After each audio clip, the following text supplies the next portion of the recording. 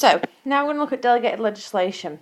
Delegated legislation is the concept or the idea that we're giving power away, and that's why we look at the term delegated.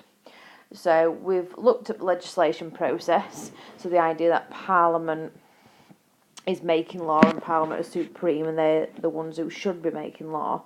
But we've got to think that realistically, for various different reasons, Parliament can't make all the law. So ultimately we have to delegate, as in give away that power. So that's why it's called delegated legislation, because it's Parliament giving away the power to someone else to do the jobs. Right? Again, just think about it logically. It's exactly the same as a boss at work. A boss might delegate some jobs to the people who work beneath them, because ultimately they ain't got enough time to do all the jobs. So, there are 3 types of delegated legislation. And again, in relation to questions that come up on the exam, generally they'll ask you to explain all 3 types. So give a clear definition. And what we mean by definition is who makes it and in what situation. Then some features, i.e. anything else. And then ultimately, last but not least, as many examples as possible. Generally with these, they aren't case examples, they're just examples. So you've still got your same DFC structure, but the examples aren't case, they're just general examples. So start off with the first one then, orders in council. So the main thing you need to remember is who makes them.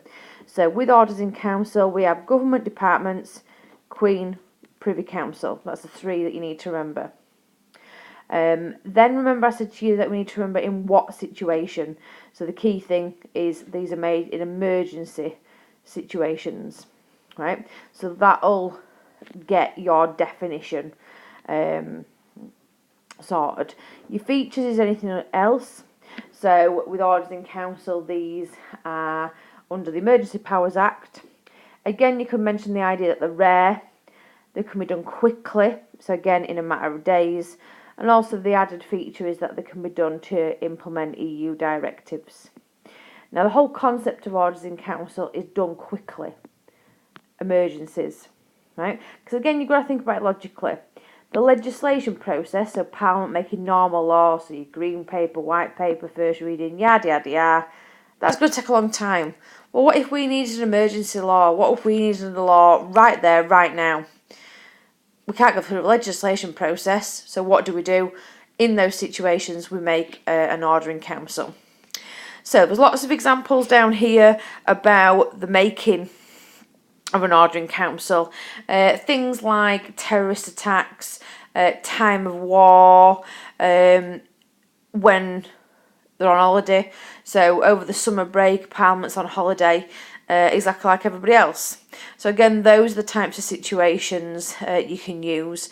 Now, real life ones, there's obviously 2 down here. So we needed to use an order in council in the fuel crisis in 2000. So we need to put emergency powers in place because we ran out of fuel. And also in 2001, we needed to quickly change the classification of cannabis. Other 2 examples then, you could use the London riots. So in 2011 when we had the London riots, we needed to use emergency powers.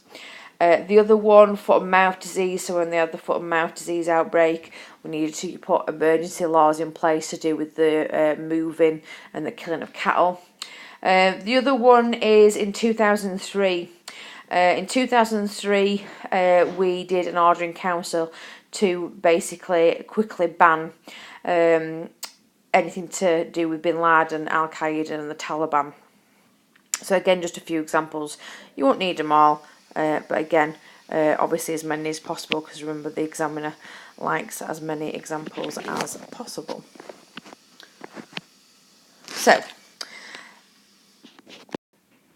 So bylaws then. So remember again your DFC structure. So definition of who makes them and in what situation. So with your bylaws, it can be 2 types of people. Probably most common is local councils, or it can also be done by certain companies. And again, in what situation, it's to do with their situation. So for example, Wakefield Council would make laws in regards to their area. If it were a public corporation or certain companies, so say for example British Railway, they would make laws in relation to their area. So they only have the power to make laws in their area. A few features then, so it comes under the Local Government Miscellaneous Provisions Act. Again, you could also mention this idea that it makes sense. So it makes sense that Wakefield Council make laws to do with their area because their expertise, they know the needs of the people. Exactly like public corporations. So for example, issues to do with trains, London Underground. Again, who's best to make the laws in those situations? Well, it's them, right? Again, bylaws are pretty easy. So when you're looking at examples, you can give any of these examples. So they don't need to be real life ones. It's just some examples of using bylaws. And then the last one is statutory instruments. So statutory instruments, again, is this idea of who makes them, what's government departments. In what situation it's to do with their department. So, for example, the head of the transport department can make laws to do with transport. Head of education can make laws to do with education. Again, the same idea, the same concept of it just makes sense. So, as it makes sense that councils make laws to do with their area, it also makes sense that ultimately ministers in that area make laws to do with the area because, again, they're specialised, right? It mentions down there about the Enabling Act. Now, if you remember, the Enabling Act is a list of everything that they have got to do. So again, Parliament will delegate to the head of, say, for example, the Education Department, and they'll say, right, this is a list of everything we want you to do. It also might say on that list, which is quite common, it might say about people that you should consult. So, for example, if it were the head of the Transport Committee making a law to do with transport, it might say on this list, right, you need to consult Green Flag, you need to consult AA, you need to consult the police. Now, all these laws have to go through a certain procedure. And again, it's this idea of checking, which we'll look at later in controls. We've got affirmative, negative, and super affirmative. Affirmative procedure is when it has to be checked by Parliament, and this is generally controversial ones. A negative is when it goes on display for 40 days, and if no one objects, it becomes law. And then the super affirmative is when it's really, really, really, really controversial, and we have, or Parliament has super or extra powers to check that that law is correct and it's in place. Just a bit of statistics for you. Like I said to you, this is the most common. In 2010, we had 3,866 laws passed in that 1 year just by statutory instruments. So it just shows how common they are. And again, it also shows that how powerful these ministers are, that they make law and are allowed to make law in their area. So some real life examples then. Minister of Transport. So again, end of the day, Minister of Transport is going to have the power to make laws relating to transport. Right? A real life example with that is in 2006. The Minister of Transport made some changes to seatbelt regulations to do with what seatbelts, what car seats that children have got, etc. Minister for Work and Pensions.